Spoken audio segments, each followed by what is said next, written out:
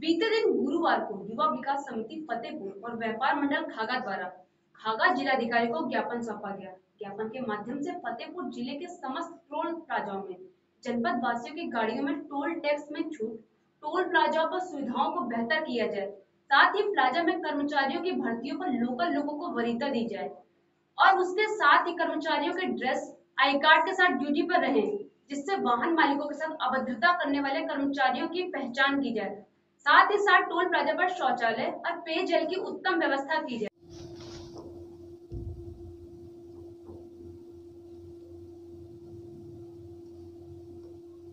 Vaccination के लिए सबसे ज़्यादा 7 बूथ GSVM मेडिकल कॉलेज के सेंटर में बनाए गए। 11 सेंटर में एक एक बूथ बनाए गए। 7 सामुदायिक स्वास्थ्य केंद्रों में 2-2 बूथ बनाए गए। हालांकि कानपुर से कुछ दूर के क्षेत्र ऐसे भी हैं जहां कोविन ऐप नहीं चल सका।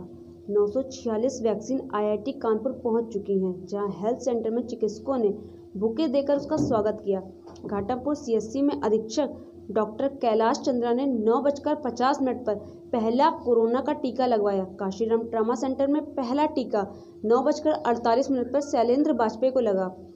भीतरगांव CSC में 10:05 पर चिकित्सक अधीक्षक डॉक्टर अजय मौर्य ने पहला टीका लगवाया। मेडिकल कॉलेज के हैलेट अस्पताल के सेंटर में सबसे पहले 9:49 पर माली पद पर तैनात बकरीदी को कोरोना वैक्सीन लगाई गई। उर्सला अस्पताल में आयुष मिश्रा वैक्सीन 10:15 पर लगी। चौबेपुर में तीसरी वैक्सीन चौबेपुर के ही डॉक्टर के गुप्ता को लगाई गई। ककवन में CSC अधीक्षक डॉक्टर धर्मेंद्र राजपूत को 10:08 पर कोविड वैक्सीन लगी। बिल्हौर में CSC पहुंचे SMO डॉक्टर के गुप्ता CSC अधीक्षक को वैक्सीन लगाने की शुरुआत हो चुकी है। डफरिन अस्पताल में पहला टीका नीतू मिश्रा को और CSC सरसौल में वार्ड बॉय को लगी पहली कोविड वैक्सीन। बिदनू CSC में BSW योगेंद्र कुमार को पहला टीका लगा। अभी जिले के जितने भी सामाजिक संगठन हैं, मेरा नाम शुक्ला, मैं अध्यक्ष व्यापार मंडल खागा हूँ। आज युवा विकास समिति कानपुर जिले में कोरोना वैक्सीनेशन शुक्रवार को सुबह 10 बजे से हेल्थ वर्कर्स को लगाया गया। शहरी और ग्रामीण क्षेत्रों में 19 वैक्सीनेशन सेंटर, 32 बूथ पर वैक्सीनेशन होना तय हुआ था।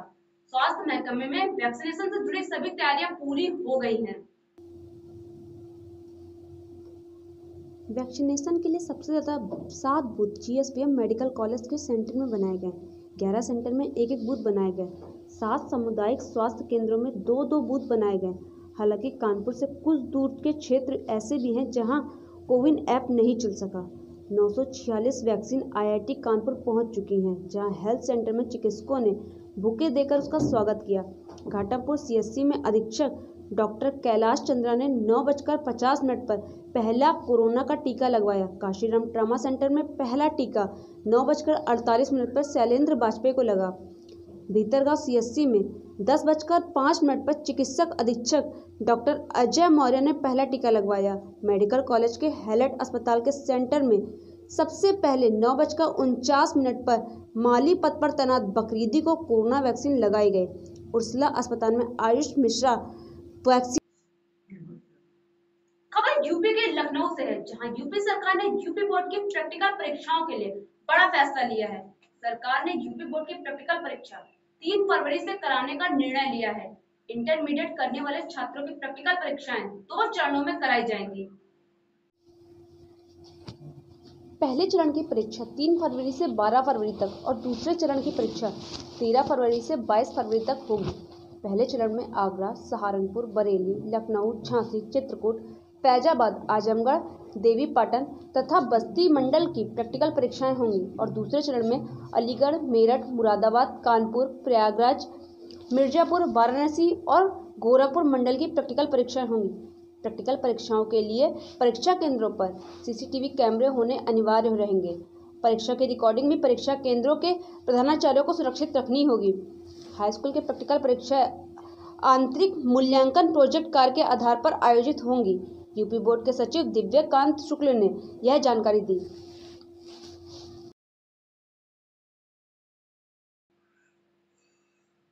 जसवंत नगर के नगला तौर निवासी उदयवीर सिंह का 15 वर्षीय पुत्र अभिषेक पाल, जो 10वीं का छात्र था, बीते बुधवार को दोपहर 2 बजे के आसपास बलरई की एक बैंक से रुपए निकालने गांव से बाइक लेकर आया था। घर वापस न पहुंचने पर परिजन और रिश्तेदार परेशान हुए। फिर शाम को अभिषेक के मामा ने उसकी गुमशुदगी की तहरीर थाने में दी। गायब होने के 24 घंटे बीत जाने के बाद भी कोई सुराग नहीं लगा। आशंका के चलते खारजा झाल के पास कांटों में उसकी खोजबीन की गई तो पुल के पास कुंड में पड़ी उसकी बाइक कांटों में उलझ गई। बाद में छात्र का शव भी गोताखोरों की मदद से झाल में ही बरामद हो गया। सूचना मिलने पर शीघ्र पहुंचे पुलिस क्षेत्राधिकारी मस्सा सिंह, कोतवाली प्रभारी निरीक्षक रमेश सिंह सहित अन्य थानों की फोर्स भी घटनास्थल पर पहुंच गई और मौके का मुआयना किया।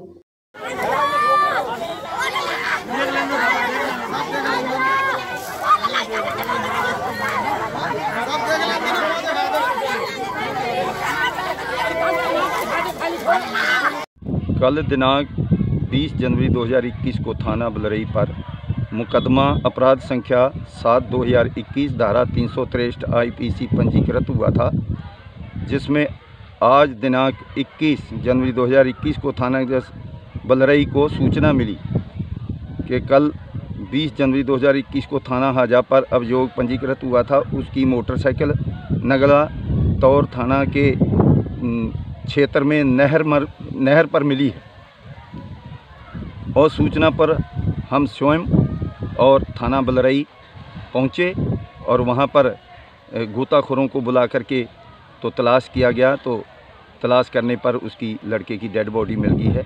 लड़का लगभग 15 साल का है और अभी तक परिवार वालों ने कोई किसी का नाम ज़ाहिर नहीं किया और अगर वो एप्लीकेशन प्रार्थना पत्र तहरीर देते हैं तो उसके मुताबिक कार्रवाई की जाएगी।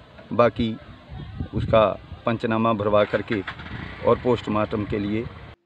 रोजगार मेला कल 12 कंपनियां आएंगी प्रादेशिक सेवा योजना कार्यालय में।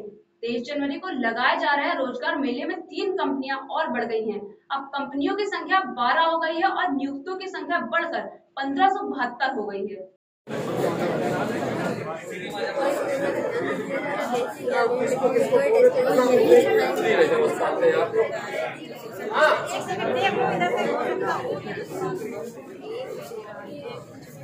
यार इधर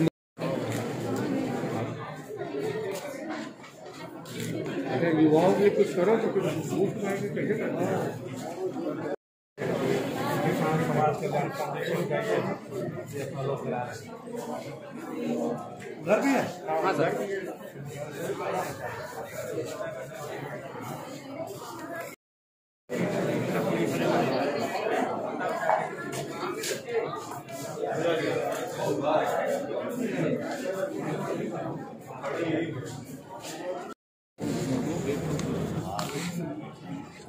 सीरियल नंबर याद रखना,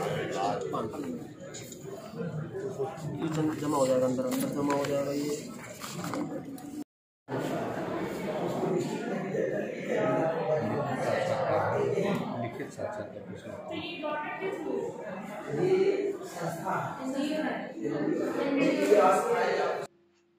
ऐसे ही खबरों के साथ जुड़े रहने के लिए देखते रहिए उदय विभोर। नमस्कार।